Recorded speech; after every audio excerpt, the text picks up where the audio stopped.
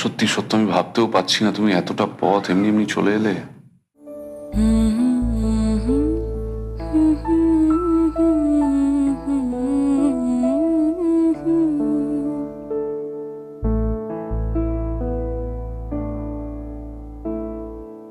আসবে যবে ঘরের মাঝে মেঘলা হয়ে এসো,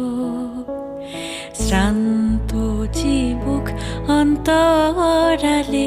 বিষণ্ণতায় ভেসো, না হয় একটু প্রাণে